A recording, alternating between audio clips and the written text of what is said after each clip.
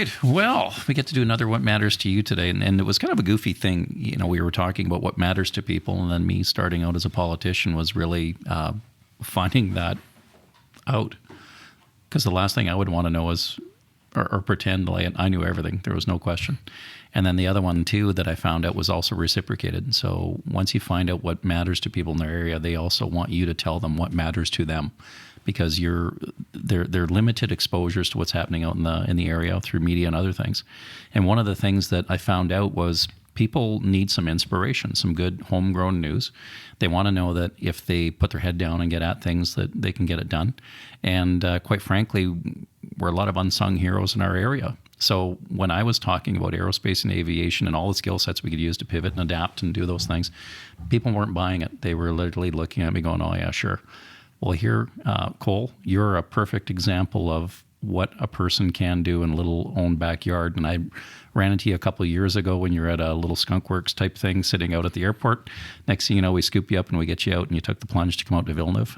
So with that, maybe just introduce yourself and then say who you are, and we'll start into the background story.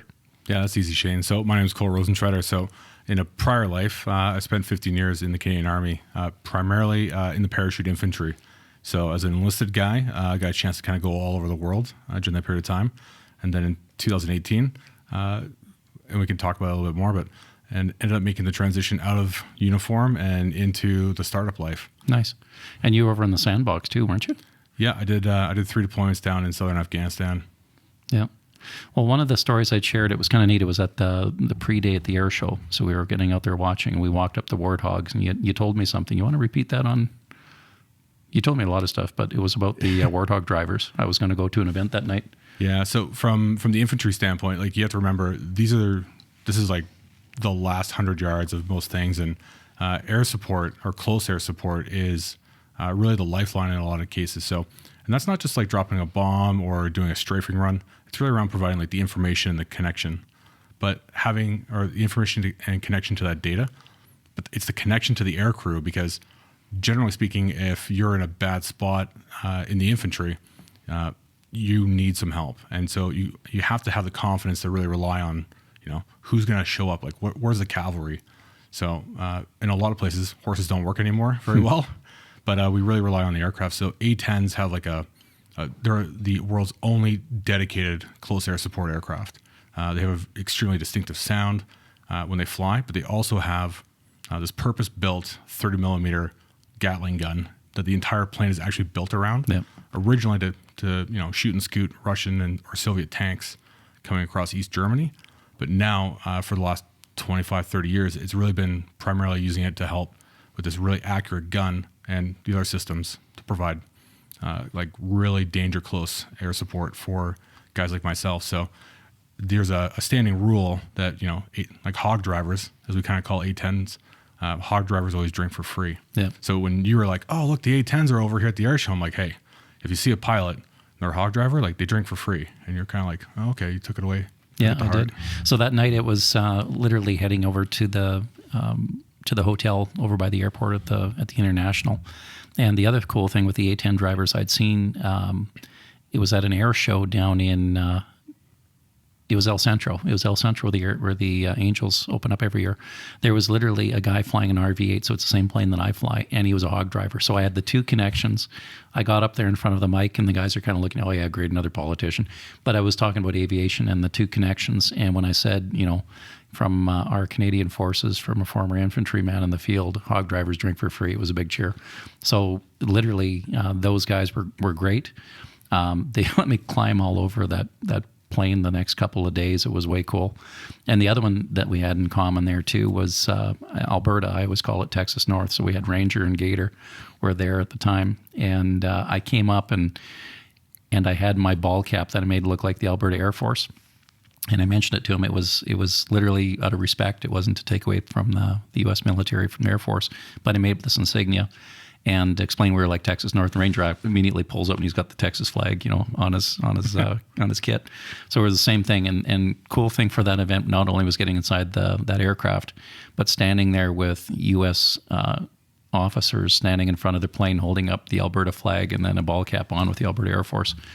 way cool. So yeah, Hog Drivers drank for free that night. They were good hands, really good guys.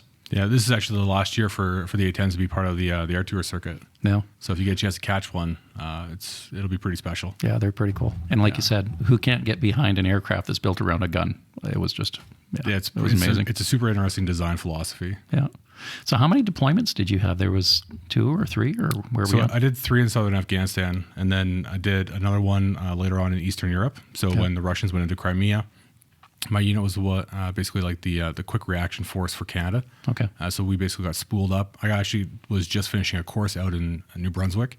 So I tried to get off, doing the final like end course cleanup. I'm like, hey, I have like operational orders. I got to get back to Edmonton and then get on a plane. And so they delayed me a couple of days, but I ended up going out and we spent the next several months out in Poland, of all places, and that was an amazing experience. What was so amazing about Poland? Well, one, it was an opportunity to be truly like fully integrated and embedded with a coalition. So when we talk about NATO, it's 30 plus countries now, and this was an opportunity in 2014 to go out with the Americans, with the Polish, and with some of the other allies. And what this ended up being is how we got into Poland, or how our unit got attached to the Americans and got in there, was essentially parachuted into Poland. And so you don't really understand when people talk about like military power or force projection is kind of the term. Everything that came in for that first month fell out of a plane, including a kitchen. It's actually called like a flying kitchen because it's designed to be parachuted out of a plane, and then now you have a kitchen. So there's cooks that have their jump wings. Their job's to jump in and probably do something first, but then get the food ready. Yeah. So you don't really understand, like, unless you've seen it, what military power and power projection can really look like until you've seen it kind of up close and personal. I had a very average career. I had an amazing opportunity to just learn the whole way through. No kidding. Yeah. So was it us using our Globemasters, or the Americans were dropping us off, or how did that work? That was the Americans. Okay. All the way through. Yeah. Yeah, that's pretty wild. Well, my father-in-law, God rest his soul, he was Canadian Airborne too. So he got that itch. He said every time he got up near a high place, he was still wanting to jump almost. Like it was just kind of bred into you guys. Yeah, it is. That's neat. So while you're doing all this other stuff, you're observing, you're learning from other different forces and different people. What did you have for eyes in the sky? So we talked about the warthogs, obviously, but what did they have for drones and those type of things? What was going on there? So if you go back to like 2000, there was basically it was actually like a garage project for a company out of San Diego called General Atomics. Okay. They're building essentially a conventional takeoff and landing remotely piloted aircraft, which everybody kind of knows nowadays as the Predator. But it was very early, very remotely controlled. They would lose a satellite communications link when the Super Bowl would be on because all the bandwidth would get bought.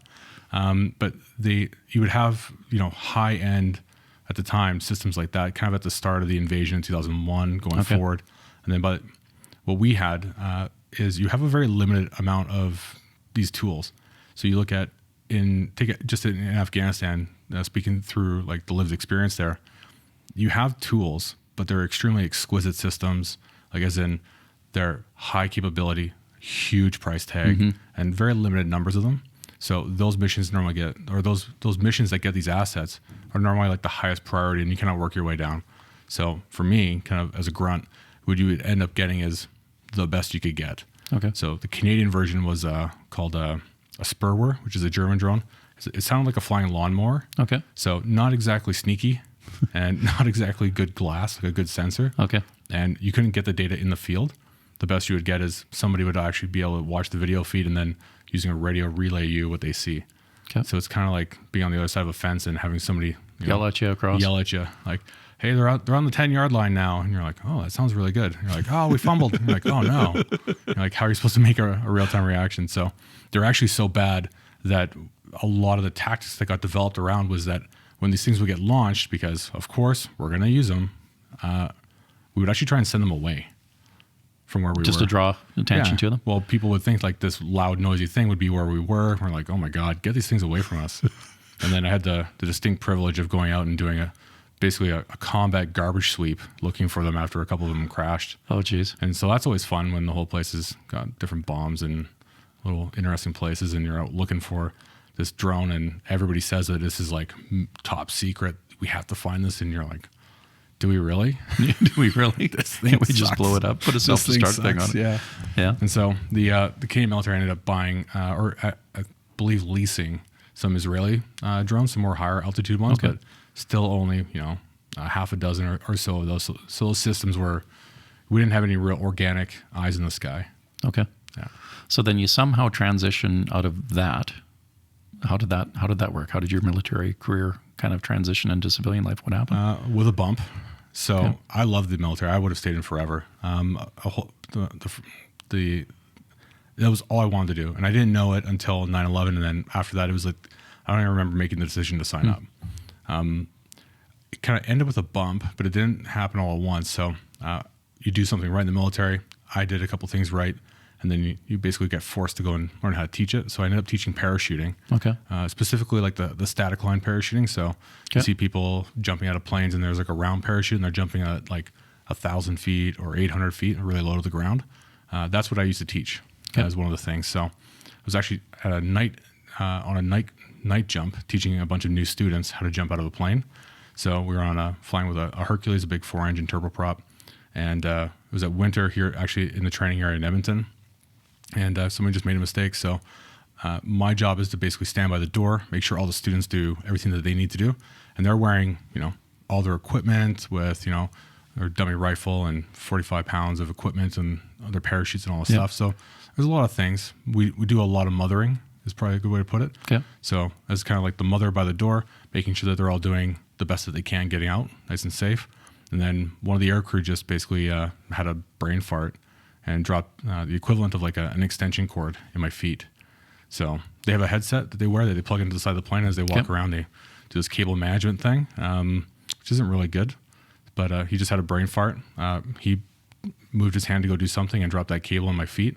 So all the students safely cleared the aircraft. And then I went to go jump out last. And I, like a good Alberta boy, I ended up getting lassoed.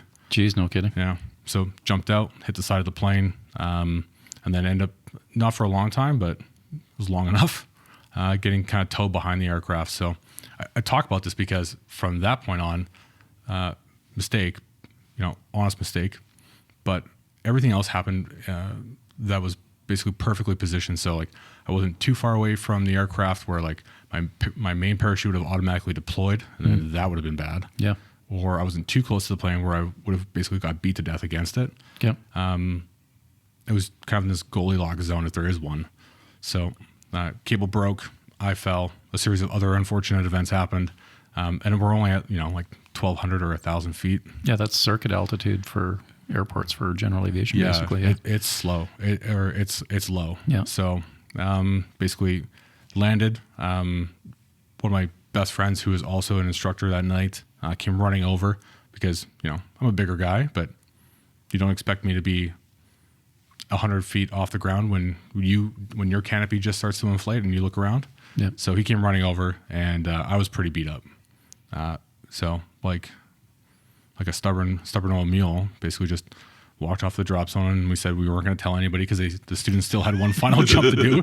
And, they're terrified of us. Yeah. Like if I got really beat up on a jump, like that would rock their confidence. And so we ended up walking off the drop zone and basically got the once over.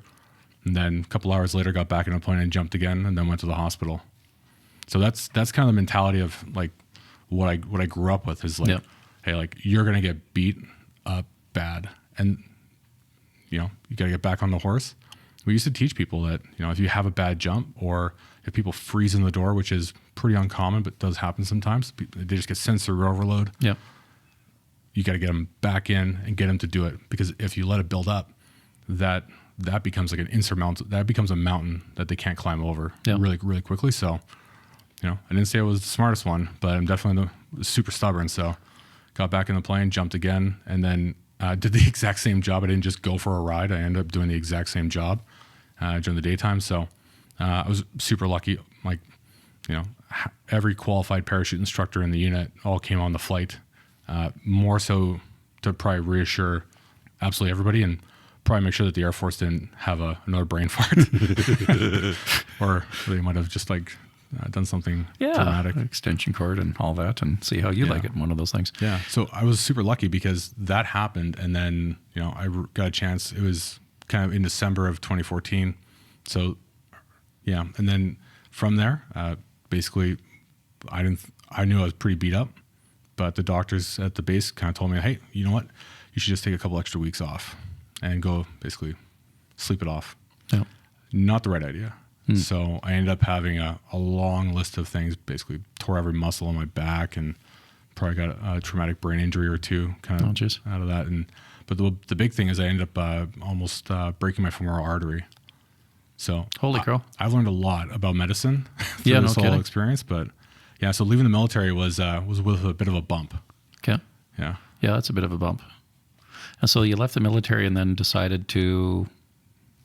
I didn't know. I honestly didn't know what to do. That's all I wanted to do was serve in the military, and I was too physically damaged at that point to really look at seriously police or fire or some other type of like first responder thing. And I joined right after high school, so I mean, I didn't really know if I wanted to go to university. So I had a crazy idea, and this was an absolutely crazy idea about starting a company to basically figure out how to bridge a gap between Boeing and Best Buy when it comes to like wildfires, because in the military every year, we know this now, like the last 5-10 years, the military gets called every year to help support here on the home front. Yeah. But it's not the right tool and it's not the right capability.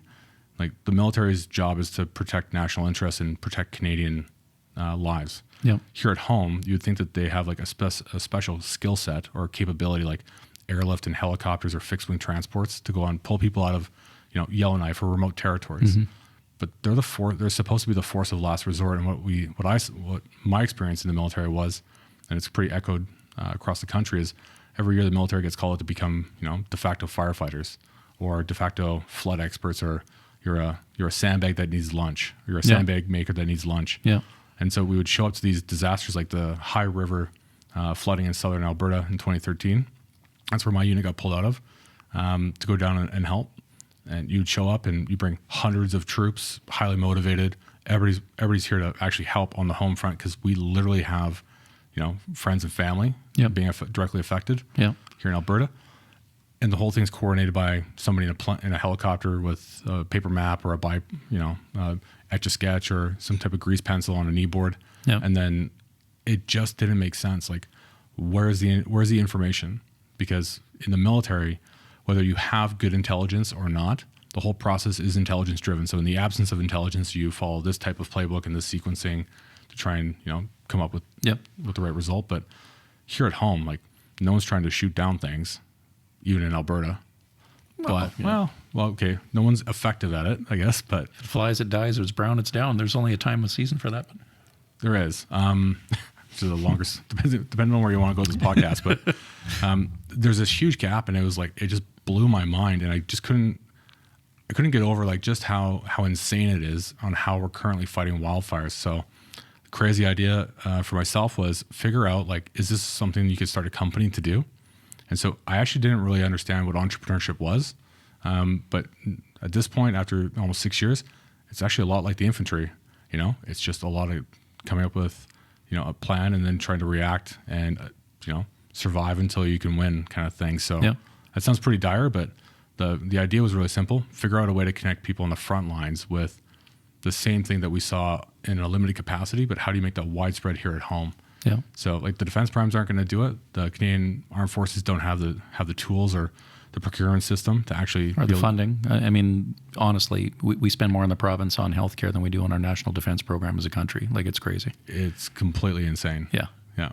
So that was kind of neat to see that. So you saw real mission applications that you've seen, that you're obviously paying attention to what's going on around you, notwithstanding the friggin' cord incident. Like, that's brutal. That's terrible.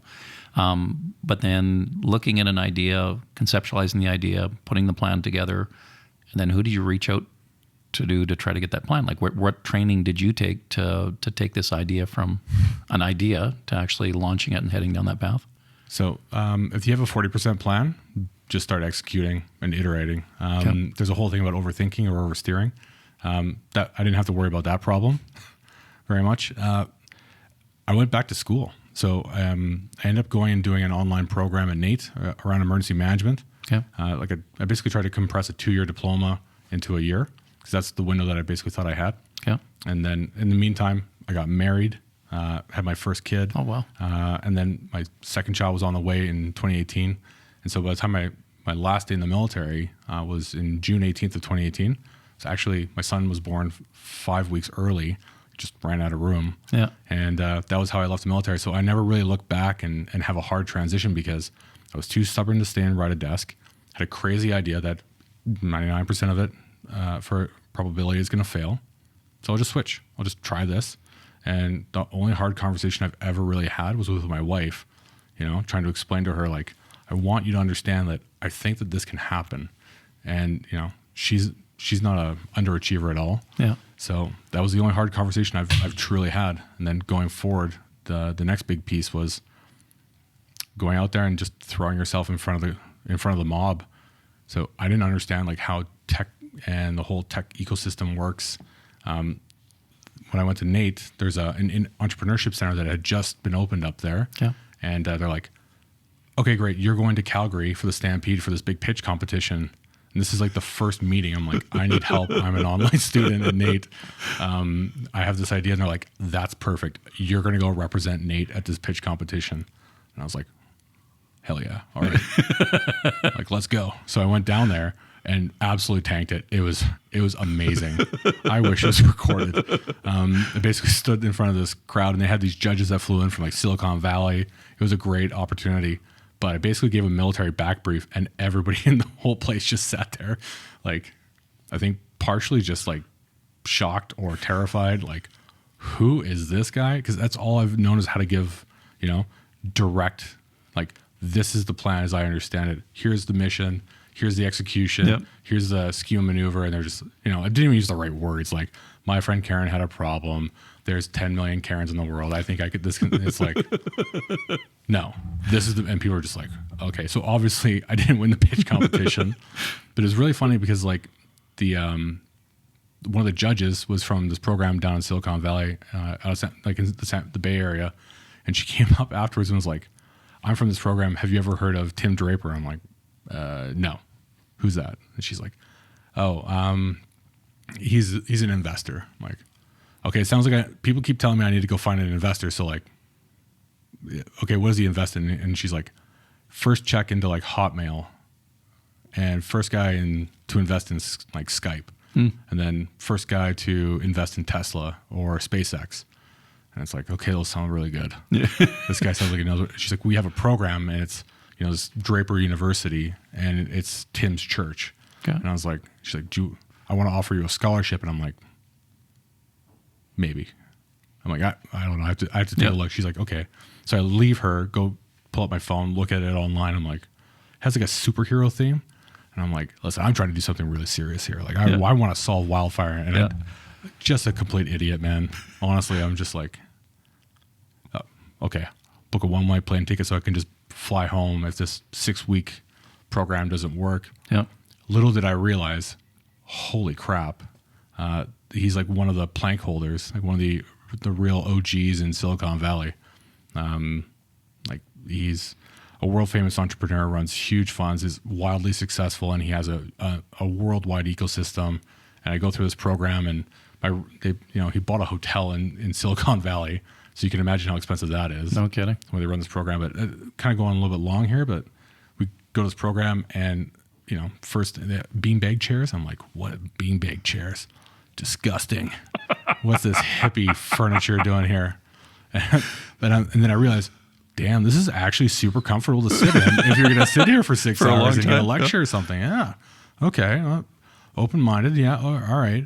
And then, so I just finished a big round of operations. So like I was learning how to walk again, still had I don't know a better way to put it, like that army chip on my shoulder. So like getting up at 5 a.m. and like learning how to run and like, they had a little tiny pool. So like swimming a little bit and just like getting up at 5 a.m. And most people were just like barely making it for the 9:30 a.m. timing. And I'm like, oh my God. The whole program was I know this is like a bit of a rabbit hole, but the whole program was points based. Like it was competitive. Okay. So they put you in teams. There was 80 founders from around the world that come into this program, each cohort. And then there's people from like Sri Lanka to South Africa. My roommate had a master's in dark matter theory. I didn't even know you could teach this. Wow. I didn't know they had a master's program in this.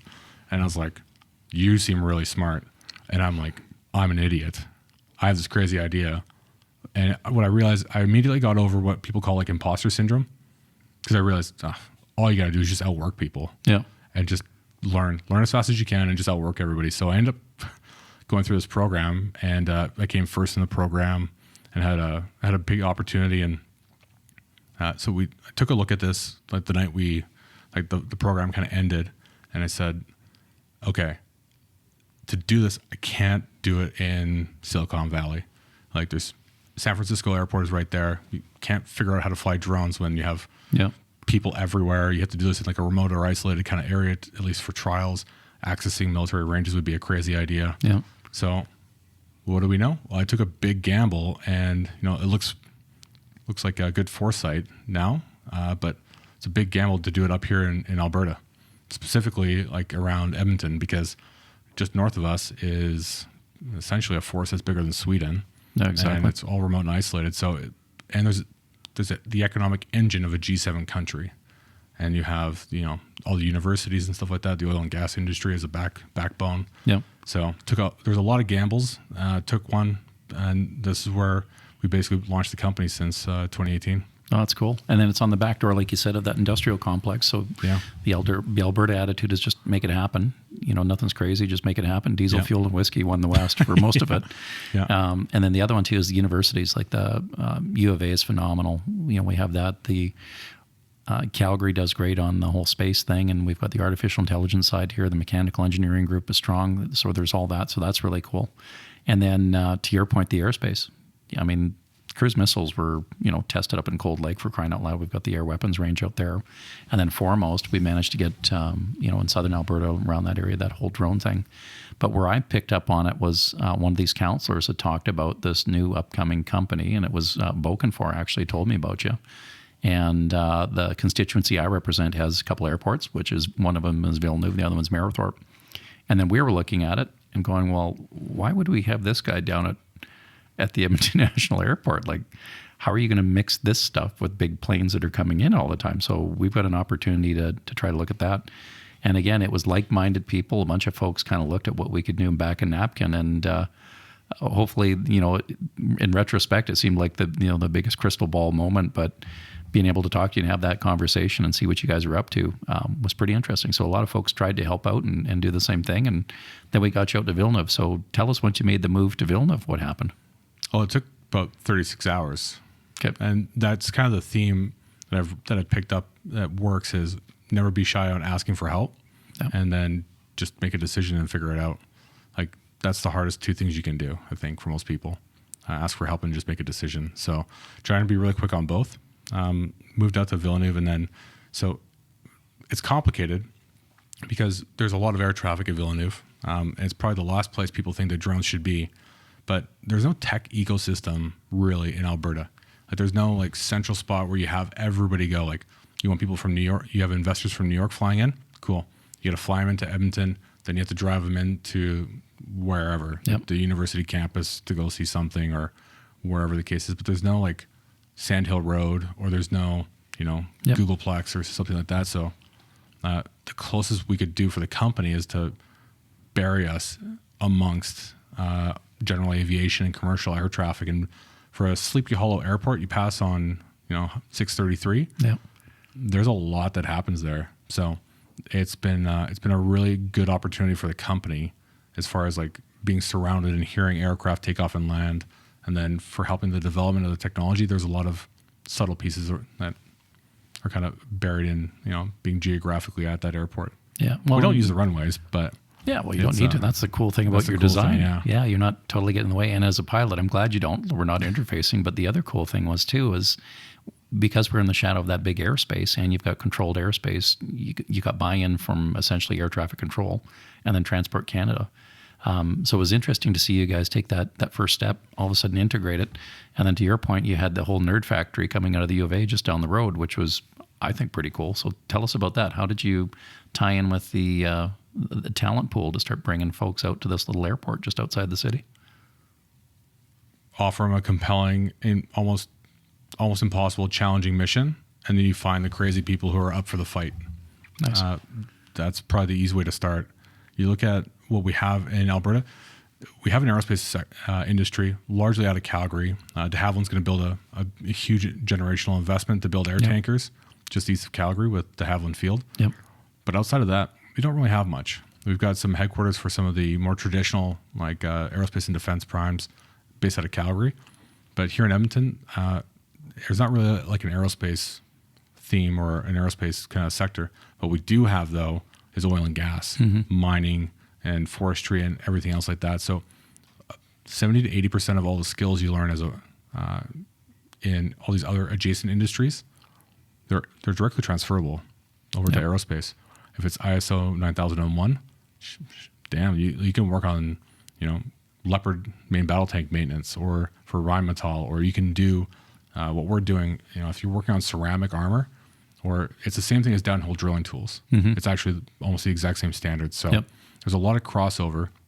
So what Alberta doesn't have is, it doesn't have a defense industrial base or an aerospace industrial base, but we have the missing piece. So like when you say like Texas to the north, we're Texas without the aerospace and defense yet. Yeah. But it's coming. Absolutely. So the other thing that, we're talking about the drone side of it, and that's sometimes where it tends to be, because that's what everyone looks at and is cool. So tell us about your sensors and your fire behavior. Like, what are you really up to? Like, the drone's up there, but what's the stuff in behind the mirror, so to speak, or behind that glass? Yeah, it's an interesting problem set. So the core mission of the company is to figure out a way to not end wildfire, because fire is actually natural, and really looking at how do we solve the problem that we've built up over the last 50, 70 years, which is trying to fight fires and attack them initially as a blanket statement. This is a worldwide problem. And now when we look at all the different factors that are enabling faster growth of wildfires, one of the biggest problems is that we've just got a huge amount of fuel load that hasn't naturally burned off. The indigenous and the First Nations, they have, used controlled burns to sweep the landscape and rejuvenate it for centuries and centuries and centuries. Yep. We're obviously much smarter, and we decided that Smokey the Bear is the right guy, so we'll just stop every fire. But we've broken this natural cycle, and now we're paying the price. So what we're developing is really the technology that, when it comes to with wildfire in particular, how can we connect people on the front lines of wildfire? Because this is the problem that we're solving for is really time. So Shane, here in Alberta, we do a very good job of resourcing wildfire management. I think it's about just over $800 million, more or less, is kind of what gets dedicated to it on an annual basis. But that number can spike to be $2, $4, $6 billion. Fort McMurray is somewhere probably north of $13 billion. Yeah, we had in the budget, we allowed a contingency of $1.5 billion. I mean, it's a number, right? Yeah. And the concern with it as taxpayers, rightfully so, and as representatives of those, is where are we spending the cash, and what's the key net effect? So again, we can't spend our way out of this problem. How do we do it smarter? How do we deploy assets, and how do we change some of our techniques? One of the things that I've observed, we can throw men and equipment at it. Where are you throwing it, when and why, and how are you affecting change? You can't keep doing it the same way. Your comments on the fuel loading, the base loading, we've had the pine beetles come through the whole area. We've got a ton of other assets out there now. So how are we deploying assets? And with that, I don't think we've outsmarted fire yet as a species. So you have to understand how the fire works. What were its behaviors? And a lot of these techniques, if we don't adapt and if we don't look at doing this smarter, we're not going to be able to spend our way out of this problem. So you guys kind of come into that niche. So you're also looking at the fire behavior, aren't you? Like, you're gathering that intelligence on how these things behave. Yeah, and so this is where we think that we can bridge this missing link when it comes to wildfire management and just emergency management in a broader aspect. One, being able to fly and put an aircraft to hit and stick over top of a fire. Okay. When it's emergent, this is actually like the kind of golden window.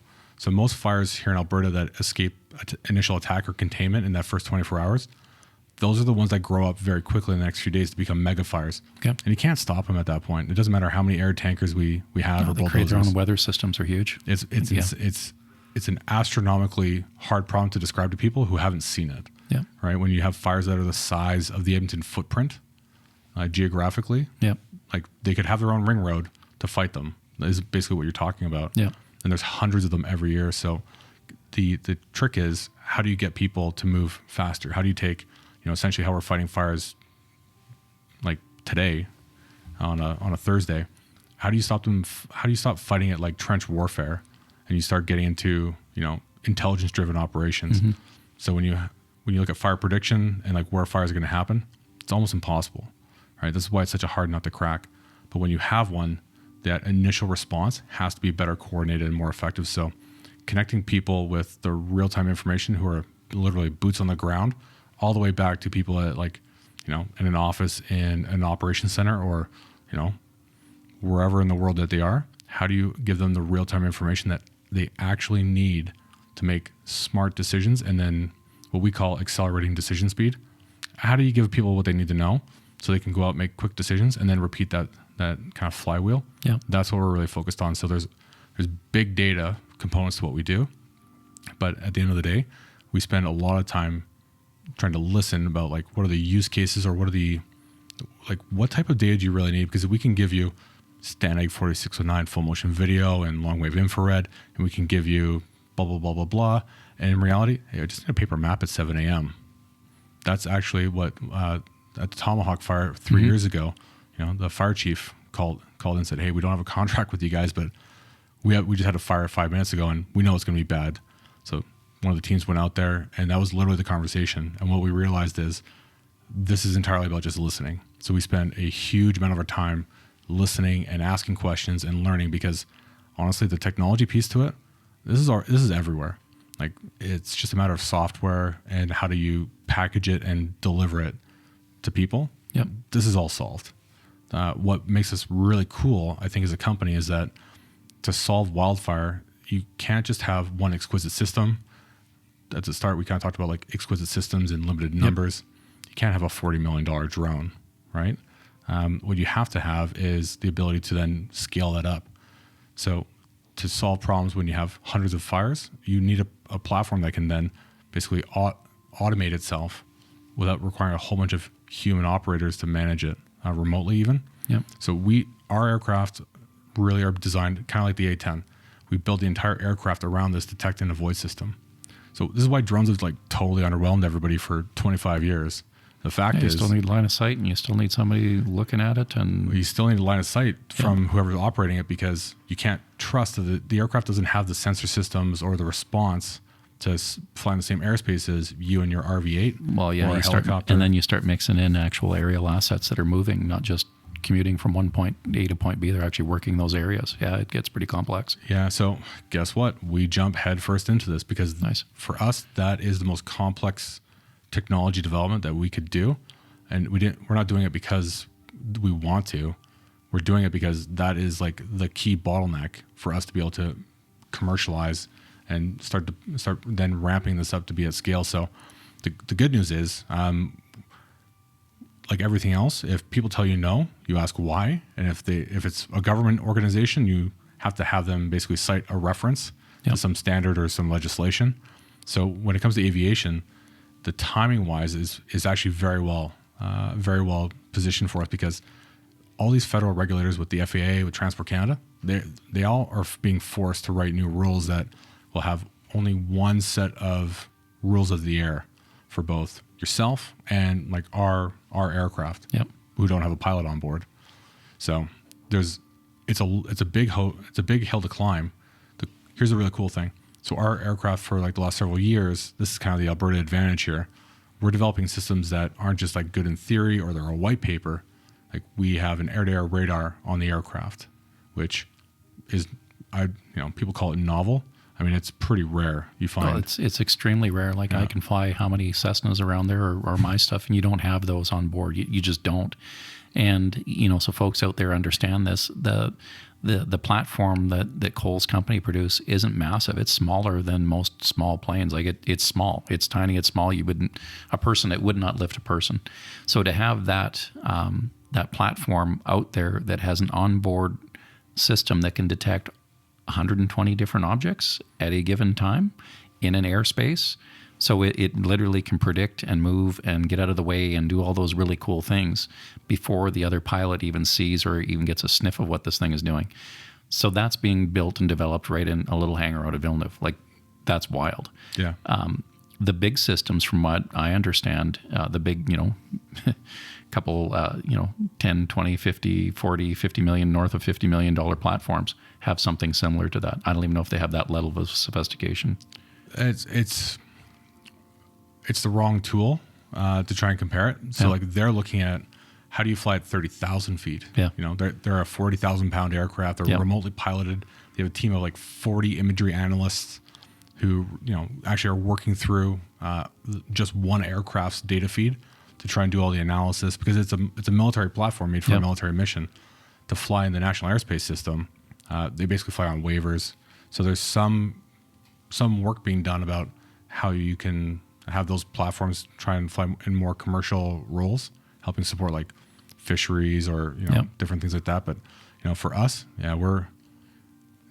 we're in rare air when it comes to flying relatively So low. how fly you guys, or how are you flying? Is it 1,000 feet, 2,000 feet? Where are you guys sitting at? 500 feet, 400 feet? So probably the highest we're going to fly for the rest of this year is about 3,000 feet. Okay. And that's because when you have an active wildfire, the airspace is actually restricted for about 5 nautical miles around the fire and up to 3,000 feet. Yep. So when we're operating around wildfire, the intent is we just stay inside that box. Oh, that's cool. And then the other thing that came back from feedback, so was the aerial applications. And then how do I know if I'm a bomber, I'm coming in, whether I'm slinging a bucket with a chopper or dropping a load with a water bomber? How do I know the efficacy of where I just dropped that payload? Like right now I'm coming in, I don't know, smoke goes out, and then you got to send in ground trips with probes. So from my understanding with your system, you've got the IR, you've already talked about infrared. You could potentially go in and look at that area, sweep it, and say, here's your hotspot, there's your hotspot, forget about that area, they've got it. The next run, the next strike, the next air package that's coming in, the strafing run as you were, you can deploy and put that asset on target, and it help the efficacy as well. So wildfire airspace is dynamic, right? You have helicopters and air tankers, and obviously it's low visibility for a lot of it because there's a forest on fire, so there's a lot of smoke. Yeah. It's a very dynamic place to operate. The good thing is that we built our entire system around our core mission, which is wildfire. So we have like an onboard air-to-air radar. We've got computer vision that includes infrared. We can see through the smoke. And for the last several years now with wildfires here in Alberta, we've been flying at night when nobody else really can. Yeah. So most manned aircraft aren't operating at night. They just go to bed. Yep. So we have been basically doing the night shift and monitoring fires, providing real-time information to people if they're even awake, which is a real thing. There's no night shift for wildfire. We're just starting. We've got 3 assets that we're just starting to deploy. The only ones in Canada doing that because of the safety issues and the complexities. Ironically, though, that's the best time you want to fight fire. Like owning the night would be perfect. Every pilot and every farmer knows that the wind drops down, the temperatures drop down, everything just starts to become manageable. So with your asset, that potentially changes things too. That's a game changer. It is. And so on the ground at night, you have people who are basically using giant bulldozers to go out and dig, like dozer guards, basically like try and create a fire break, like an industrial sized fire break. But they're moving around at night in the woods, and you wouldn't think that 8 bulldozers could get separated at night with all the headlamps. Oh yeah, easily. Yeah. But they also can't really keep an eye on where the fire behavior is moving that fire. And this is the one thing that we've really learned over the last 2 years is that fire behavior is totally different than what people are basing all their models on. Like here in Alberta, what we've seen is there's these fire experts, almost quote unquote fire experts, because they show up to a fire and they drive around in a pickup truck because we have a grid system with the range roads, and they basically look at it from different angles from the range road, and they come back and they're like, yeah, probably between 11 and 1 p.m. fire activity will increase. Oh, really? Wow. Awesome. Meanwhile, at night, we're recording with this really high fidelity sensor system, the fire moving and basically mapping it. Yeah. So when we have people who are like 25 years as being an incident commander for wildfire sit there, and he's now stuck to watching the monitor because he's like, I've never seen fire behavior like this at night. I'm like, you've never seen it at night. Have you ever seen fire behavior at night? He's like, well, not really, not like this, because you can get a map You can have, a plane fly over and map it, but to watch it, Yeah. it's continuous. So the fire behavior is totally different. And So there's a the lot of boots on the factors. ground guys are the uptake, like they're getting to see how this works and probably come up with ideas like you listening. You'd said that in the front end. So as soon as they start seeing applications, then I bet you the gears start turning for them too. How's that going? So a couple anecdotal pieces. There was a big fire 2 years ago out by Fort McKay. Okay. And so one of the teams went up there and basically was flying this pretty big fire. It's, well away from any populated area. So there's a fire base where everybody's operating. Helicopters going to pick people up and fly these firefighters out to go drop them off in, the muskeg and the brush to go and do this. The guys went out and were flying that night, came back and basically gave, the dozens and dozens of hotspot fire locations, these small ones that are the size of a basketball. Okay. And so these helicopters are taking these firefighters to go find these hotspots and put them out. We had people come back and were like actively like coming up, finding the guys, looking for the flying horse on the side of the van, shaking their hands and saying, "Hey, thanks." It was really nice to be able to just walk up and put a fire out instead of walking around, not Aimlessly aimlessly. and skeg. Yeah. Yeah. Like when you get it's somewhere within this 100 square meters, or it's a 500-foot error for where this fire would be. That's a lot to walk around when you're up to your belt in swamp. Yeah. So a lot of the feedback from the ground side has been, "Hey, this has been awesome." Yep. And then another example is up by Rainbow Lake, so just northwest of High Level. Last year, we did the night shift, and I just tagged along to kind of backfill one of the teams, and then we would get up for breakfast, which is everybody else's dinner, and talk to the ground element commander. In his early 30s, he's got a team of 20 people and a bunch of heavy equipment, and he's like, "Oh, I wonder where those bulldozers are." Okay, wakes up in the morning. Here's your printout. "Oh, we found your bulldozers. Here exactly where they are. Here's where all your stuff was." Yep. "Oh, okay." And then getting the feedback, like he would have had to walk around for 2 miles through the woods, which partially are on fire, Yeah. looking for where this equipment is. Like it's just small things like that really I take as like, that's exactly who our customer, our end user are, those people. Well, and I've heard anecdotal stories, again, sharing some of that without giving specifics, that people that I grew up with that run equipment or have equipment out on those lines, their own stuff. And you would get, to your point, incident commanders or experts coming in from the outside, great. But they're not even taking local intel of the guys that are running the equipment, saying, "Don't go over there. We'll be stuck for the next 2 days, winching and yanking out. We can't get there." The other thing that, and invariably they did until they got that trust of the local folks that are running equipment and knew the areas. And then the second one was, "Well, we can't send you in there. Like they've just finished working all day long to get a fire guard put up, and they wouldn't send them in there because of," and pick the circumstance. So then they lose 2 to 3 days of work because they didn't have that safety factor. So with your aerial assets, having that there, you provide, again, in that military context, that eye in the sky for these people to make really good decisions based on highly accurate data. That increases productivity. It also increases safety, I would say tenfold, just from what there is right now. You would think that a lot of this stuff would be dialed in at this point, but it isn't. So you're providing that gap. You're literally giving people the information they need to be better. That's the mission. Yeah.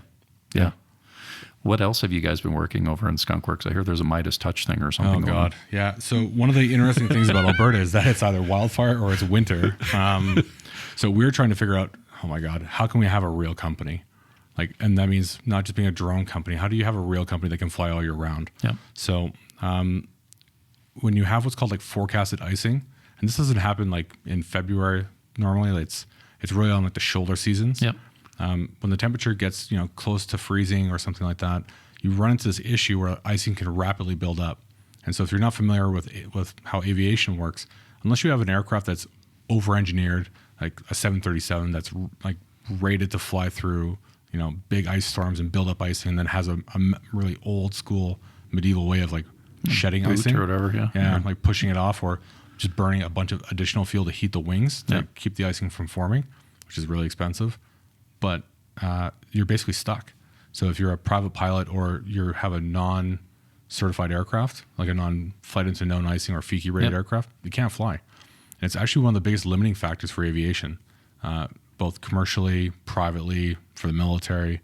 So it's this huge pain point. And we don't have a pilot on board to look out the window and see icing form. Yeah. So you can't fly a drone or an uncrewed aircraft even into forecasted icing. So we solved it. So we developed a system. We invented a technology called MIDAS. So it's a moisture and icing detection alert system. And we've been flying it on our drones for the last 4 years. And so we've been very quickly engaged by a lot of really big aerospace companies. Publicly, we had a really awesome announcement in February after that Villero logistics conference. Yep. So we made a really great announcement. So we've been working with Boeing on basically this technology and getting it now integrated onto the big heavy lift military helicopters, the Chinooks here in Canada. Nice. So there's 14 Chinooks in Canada. All 14 are equipped with our icing detection alert system. And so helping support these platforms, especially here at home, this allows them to now potentially fly into forecasted icing conditions or fly even like through clouds or where icing might build up and actually be able to know, because the Chinook is such a big helicopter that even with a crew of 4 or 5, you still can't see all the different parts of it. Yep. And icing forms in places where you don't really want it to. And it's sometimes it forms in areas where you wouldn't actually think either. So like antennas or things like that. So we're working with them on basically here in Canada as a made in Canada technology, but yep. Under the surface, we have a lot of interest and there's a lot of traction on this technology. So we wouldn't have figured this out if we would have stayed in Silicon Valley. We definitely wouldn't have. Yeah, there's just stuff we have here different. That big space and very poor weather forecasting models. Obviously, we don't have the same stuff they do in the States. So it's hit and miss and PIREPs, and then you've got good old fashioned winter. Yeah, and if we stayed and where the weather is perfect, it's 75 to 85 Fahrenheit every day, partially cloudy or sunny. Yeah, like we wouldn't have experienced this, and we never would have created that technology. So it's part of what we do as far as solving that problem for us, as far as being able to have our aircraft actually be able to fly. And look at all the zombie fires or all the carryover fires from this year through the winter. There's huge fires burning underground or still actively burning. Yeah, once it gets in the muskeg, it takes years for sometimes. I think we're down to 28. I think the minister had said the other day. Most of them are contained. I think there's one that's under control. The rest are contained at this point. For now. Yeah, for now, as far as we know. Exactly. Like that's the issue with those conditions and in remote locations too, which is always interesting. So I say for now because you don't know, and you say, well, as far as we know, and we actually built an entire company to solve that particular statement, which is what's going on, because it shouldn't cost you an arm and a leg to have a helicopter, get ferried or fly out there to go do that visibility. It should be affordable enough where you can check all of those fires. If you've got 25, 26, you should be able to see them every night. So with your platform there, and I think this was kind of neat, it kind of jumped out at me, 10 hours of loiter time kind of idea. Like that's where it can be up there. And I mean, that's a lot of time that it can be there. It's not like you're running a little, not to say any disparaging remarks about the commercial side or the drugstore drones that you can go buy, but it's not a half-hour flight time. Like literally this thing is an eye in the sky for hours. Yeah, and it's not overcorrecting to have like a 40-hour endurance or something like that. Yeah. We're really trying to find the right sweet spot. Between 6 to 10 hours is probably the right time. And so that adds a whole bunch of additional complications for us because obviously battery power doesn't work for the energy density that we need to have that type of endurance. So we use a gas electric system for the propulsion. And so we run into a bunch of challenges that, unless you're from Northrop Grumman or Boeing or, Lockheed Martin, you don't really get exposed to doing this type of really complicated stuff. This is, if you were to put one of ours side by side with what a lot of these big defense primes have, it actually looks very similar. At first pass, based on the size, definitely not the coloring.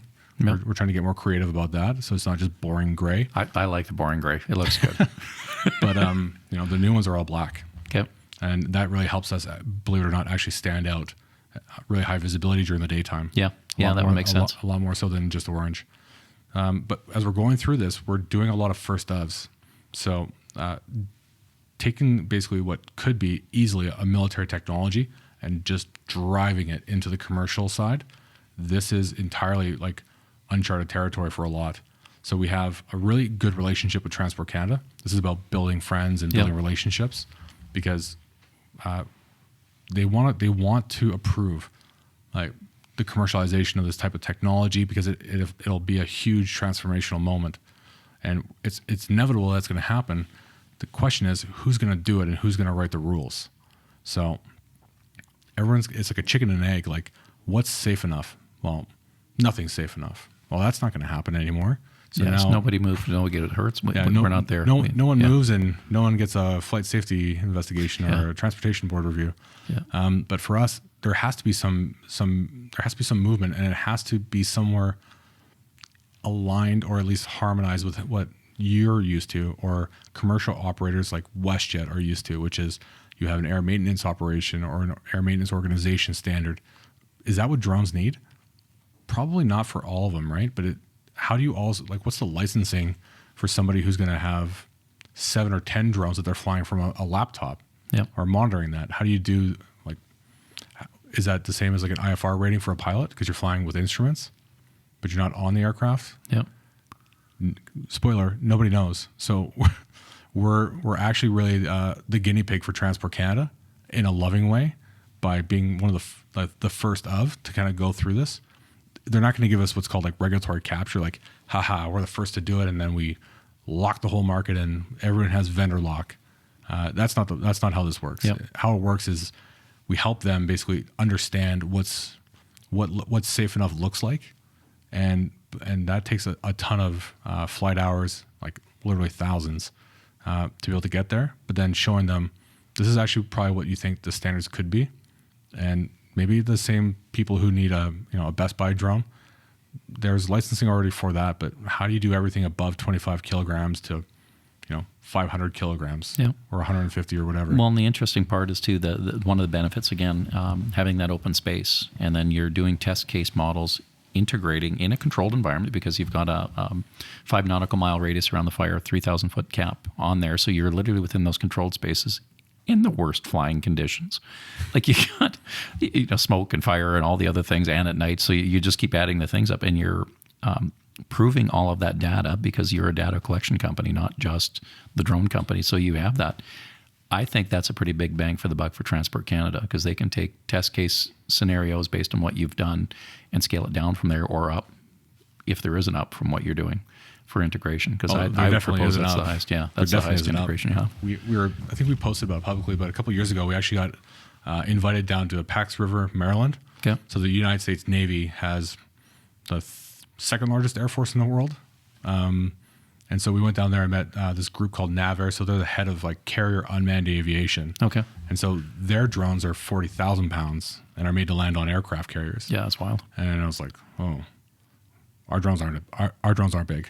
Yeah. When you talk to people like that, but they're looking at the same challenges too. So we had a really good conversation with them, and I'm just kind of framing it like everyone's trying to figure this out.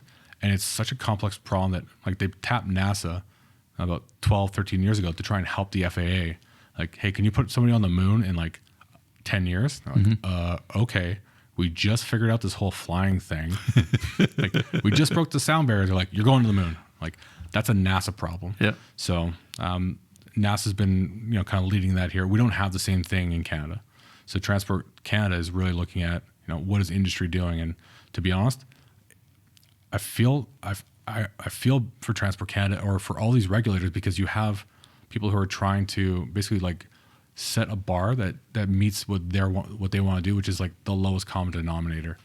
We don't want to, fly downtown Edmonton or downtown Calgary. We don't want to fly over cities. Like that's really not where we want to go. We want to go on the frontier where obviously fires happen. Yep. But then be able to do it at scale. So like flying in remote and isolated areas, that's the big benefit. And it's not a trade secret or anything like that. We live at an airport.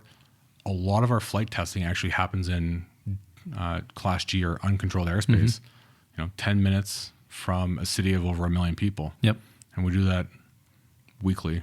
So a lot of what we're doing is actually building really good relationships with people, including farmers. Yep. And an interesting byproduct is I'm pretty sure we've heard this enough times that we're having a material impact on rural crime of all things, because when people look up and they see a drone, a different kind of drone, like we're out doing our own flight testing. Like there's no commercial value for us spying on people, or as people kind of think like. But there's a good model. Like when it comes to the rural crime thing of looking at integrating what industry might be up to and then having a deployable asset that's up there at the same time, like conceptually, it's a pretty neat model. If you're out doing one thing and there's a call or something and you have an asset, wing over and go take a look and make sure everyone's safe. If there's a big car crash, if there's all that potential when we start looking at it, integrating in a wise way. Well, you talked about like the Alberta Air Force. Here's the challenge with this though, and it comes down to the business side. There's tons of like privacy concerns and cybersecurity concerns about how we would handle the data if we were to do that. Yeah. So what we have is basically a handshake with, different organizations around the province for first responders. Like, it's extremely hard to try and like put it like to have a contract with the government because what does the contract look like? Do you have an RFP? Yeah, because it doesn't exist, right? It's brand new. Well, it's emerging technology, and so what you end up running into is, we don't work directly with the RCMP, although there's a great use case for it. It comes down to negative transfer is probably an easy way to put it. So like if you're used to doing something and then you do something new, like if you go to a car that you've always had like a key that you put in the ignition and you turn it, that's always been in the same spot, but now every car has like a push button starter. You get in that car and you look, and like now everybody's push button or e-brake is in a different spot in the car. It's not standardized. You have a negative transfer every time you do that. That's a good example maybe. There's a negative transfer from like how we've always done it to how we could do it. And so the police helicopters, like Edmonton has two. They're our neighbors at the airport. Insanely expensive. And not insanely, like they're extremely expensive to the point where they had to have like, basically a really well-polished GoFundMe to help buy them. Mm-hmm. So they're a great asset. They can fly for, an hour and a half, maybe 2 hours. Then have to go back and refuel. So you don't get a whole lot when you add it up and you stack it up against what uncrewed aircraft can do. When you have a very high capability, it's just solving this last 100 yards when it comes to what is safe enough. So that's what we're really focused on. And the wildfire mission is extremely important for us because unlike in the police example with helicopters, we don't compete with helicopters. Helicopters just do a really below average job of collecting data. When you spend $2,000 to $4,000 a flight hour for a helicopter and the best you get is like an iPhone photo from the pilot.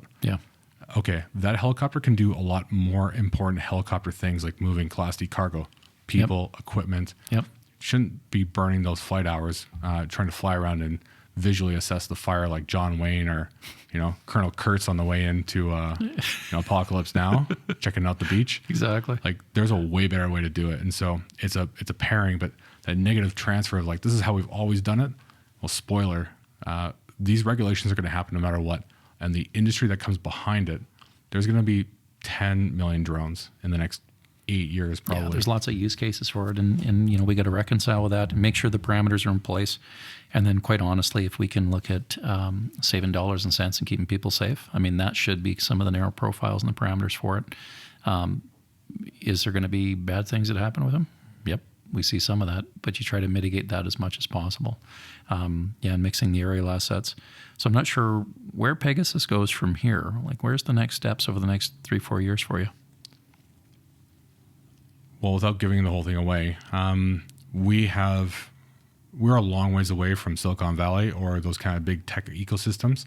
This has been exactly where we need to be to actually develop, test, and then commercialize the technology. So we're an Alberta-based company. I'm born and raised in Alberta. I was lucky enough to get stationed here in Edmonton for the whole time in the Army. So like I'm kidding. That's rare. I just refused to get posted because I just like going on deployment or going and doing different things. So I wouldn't have done very good in a school, But for the next thing is we have a really awesome opportunity that's just emerging. So like in the next year, all this ambiguity around what does drones and commercialization look like. If you think about Willy Wonka and the Chocolate Factory, we've basically got the golden ticket. So in the next year, I hate when people say like they're first in the world to do something, but for us, this is kind of our big inflection point. So in a couple months from now, it might look like we're an overnight success story. 6 years in the making. 10 years of hard making. Exactly. Yeah. So that's where we're kind of really aiming for. And so behind this, the plan for the next 3, 4, 5 years is really get the technology to a spot where it's scalable, and then deploy it around the world. Like, we see this as an opportunity where we solve this here in our own backyard to help protect, Albertans, Canadians in general. And then this is a technology that can be exported around the world to help with, the United States, Australia, Greece, anywhere. Well, the Pacific Northwest Economic Region, we're going to get you out there here hopefully this summer. So again, for folks that aren't following or don't know what that is, it's a Canada-U.S. organization, one of the founding partners, and that was Alberta. So it's literally Saskatchewan, Alberta, British Columbia, Northwest Territories, Yukon, Alaska, Montana, Washington, Oregon, basically, and Idaho is basically the group. And we're talking about all these similar challenges in the Pacific Northwest, whether it's logistics, transport. Fire is a big deal because we have the timber, quite frankly, in those areas, and we share the Rocky Mountains for remote areas. So we're going to have Cole and a few other folks out there talking about some of the innovations that we've come up with. And this is 100% scalable. 100% we want to share that knowledge. And when you've got like-minded legislators that are trying to solve problems in a nonpartisan way, that's when you really get some traction. And the benefit of those type of conferences and organizations is it's at the state and the provincial level. So we bypass a lot of the federal stuff, but we lobby like the dickens. And when you've got an entire region, you've got a lot of votes that go behind it. And that region's about the 11th largest economy in the world when you line them all up. So that's what we want to do, because again, we've got to figure out better ways of doing things, not doing the same thing we've done for years and expecting different results in a changing environment. It's completely insane. Like, Canada does a pretty poor job of actually recording and documenting the actual cost from wildfire, not what we spend on suppression, which is about $1 to $2 billion a year federally. Yeah. In the United States last year, the U.S. Senate pushed out a report just before Halloween. It's somewhere up to $800 billion a year. Yeah, that was what they spent last year. And when you put that in context, and that's the U.S. defense budget. Yeah. That's the defense industrial base. That's the big defense primes. That's the whole thing that people make all these documentaries about. And meanwhile, we have this, and it's going up in smoke. And we're not. And here's the thing: so now you poke the big red button with me. The whole climate change. Okay, yeah, the climate changes. I'm with you. The whole crisis that we're dealing with. If I can do anything that has a major impact on the environment to do anything, it's not taking money out of your pocket and trying to tax you into different behaviors. It's getting ahead of the forest fires. I can go at any time of the year, not the summertime, and have perfect air quality with industry and everything running 1,000%. Forest fires are our biggest polluter that we've got going. It is also the thing within our wheelhouse to control. 67% is our trend numbers right now for man-made forest fires, whether it's nefarious intent, absolute stupidity, or whatever's going on, those carelessness, doesn't matter. That's what's happening. And if you look at a context of it, if you want to do the climate bubble, because I got to argue about that in here, the other side was saying, well, it's the climate. The climate's changing this. 2020, we had 3,600 hectares. 2023, we had 2.6 million hectares. The flippin' weather didn't change. The only thing that changed was people's behaviors. So if we can get on the front end of that predictability model, if we can deploy assets, we're literally saving billions of dollars that can go into infrastructure, schools, hospitals, all the things we need to spend money on. So, Cole, God bless you for what you're doing. If we can start to do this a little bit better, do it smarter, drop the partisan rhetoric and all the other BS that's going with it, and actually make sure that we're doing something decent with it, this is the biggest impact that everyone's going to have environmentally for the next number of years. So we should really embrace it and know that good guys like you and good companies out there are really trying to solve big problems. I appreciate it. Yeah. It takes a coalition, just like everything else. Defense needs to be a nonpartisan issue. Wildfire emergency management. We don't have this in Canada. Yeah. We don't have a FEMA. We don't have a Department of Homeland Security, an umbrella group that coordinates all this stuff. It's basically left to each province to basically fend for themselves. Well, and each province is different too. So we're literally making changes, lessons learned. Honestly, hopefully not lessons repeated of the same things. Even the integration between municipalities and the province, the integration between the province and the feds. Literally, I pitched the ministers on a stage gating process going through each one of these evolutions of severity.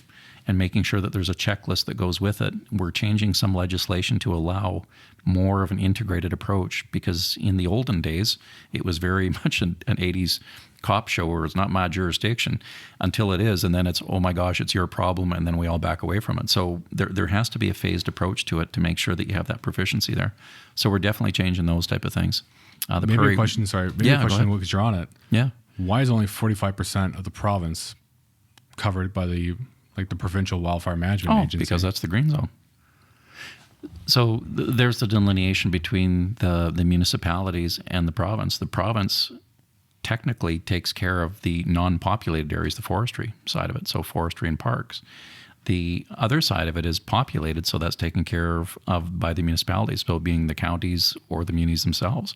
And that's where that really goofy area, because fire doesn't care. So all of a sudden we've got these jurisdictional boundaries. So that's what this legislation and the tweaking behind in the regs are going to start to change. Also, we have an emergency management committee. I get to listen in on that one. We have weekly calls, and that's both on fire, floods, safety, etc. So what you're going to see is based on the incidents we had the last year, dropping the politics, looking at the problem, coming up with a solution similar to what you guys are doing. The legislation has to suit those models as well. So what you're going to see over the next number of years, next 3 years for sure, is more of an integrated, a smart approach, a tactical and technical approach of how we're approaching this. Doing it the Alberta way, right? Doing the Alberta way, get them sorted. So I'm not sure what other closing remarks. Oh, you did go over across the pond. This is kind of wild, kind of random at the same time. We had the Queen passed away. God bless her. She did a great thing for us for a number of years, longest standing monarch and all that. But then we've got King Charles, and apparently you got to go meet King Charles. Yeah, I try to explain this to my friends, like, I feel like a lot like Obi-Wan Kenobi. I'm like a hermit on like a different planet to my friends who are still in the military. It's when I left the military, there's very few programs that actually help support veterans transition. There's only really one that helps veteran entrepreneurs, people who want to leave the military and start like a yoga studio, or I don't know, want to like solve wildfire globally.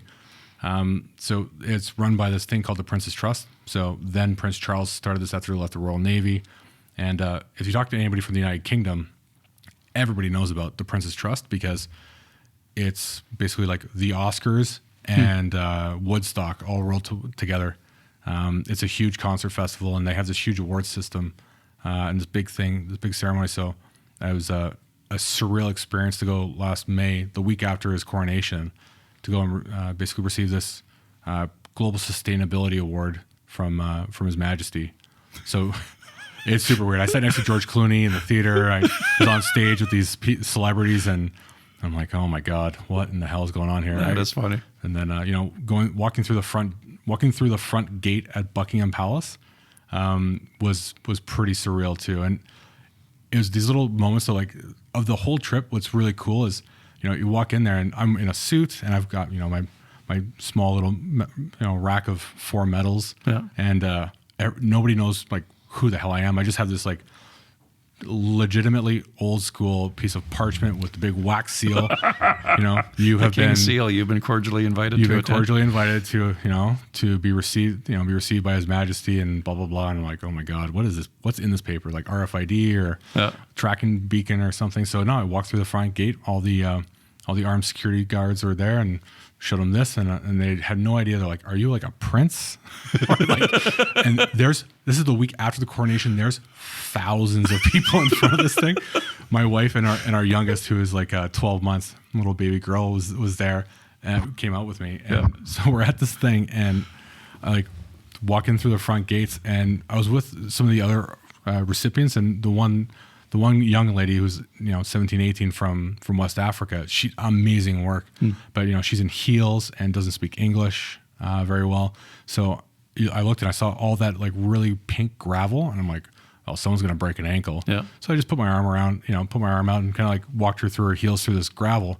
But the hilarious part was that I'm a dude who's obviously not like 18. I got a small rack of medals, and there's the British Army soldiers in the pillboxes standing there, and I go walking up, and I can see their eyes, and they're both looking at me, and I'm like, hey, what's up, guys? And please, like, Yeah. Hey, what's up, guys? And they both looked, and their eyes just got super big. Like, is he American? Like, do we salute him? Like, who is it? And they were both like 18-year-old privates. And I was like, hey guys, I'm like, it's all good. And they just kept walking in. And it was one of these like surreal things where like, you know, a lot of my friends told stories about when they did the actual mounting of the guard. So my regiment would send guys out and go and do it. And they're like, this is awesome. It's a lot of work, but it's cool. Yeah. And I'm like, here I am just like strolling in like a loser. Just like, hey guys, what's going on here? So no, it was an unbelievable experience. It was a pretty good, compass check. Like you started a company and there's all these other shiny bouncing balls to do, but you know, getting recognized, and I found out through the whole process, because this was like a 4 or 5 day thing. Yeah.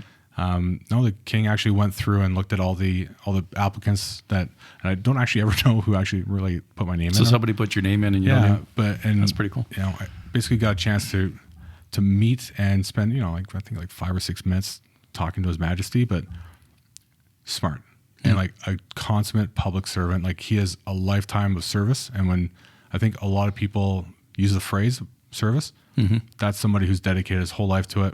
I know there's like all kinds of things on Netflix or whatever, but it makes good TV. But every single person that I've talked to, and I've talked to a lot that have ever interacted with him, he's nothing except, you know, what you would expect from a leader and a servant leader. So it was, it's not anticlimactic. It was just kind of weird. There's a lot of other funny things that, you know, I take away from the trip, but it was a surreal thing. And I guess the thing that screwed me up the most about this whole trip and getting my head around it wasn't about like the company and the mission. It was like a personal thing. And I think that's the one thing that was a good check, is like, man, I spend so much time, you know, trying to build this thing and like build a team and then work with the team and then grow the team. And then, you know, you get something like this and you're like, oh my God. Yeah, that's pretty cool. Yeah, it was a surreal experience. Well, good on you. Great Alberta story. What matters to people out there, what matters to you, and hearing what you're doing. Again, grassroots initiative, just make it happen and deal with it. So thank you for your service on a number of levels, both in the military and what you're doing for us back home. And hopefully somebody sees this, gets inspired, gets some ideas, reaches out to you, Cole.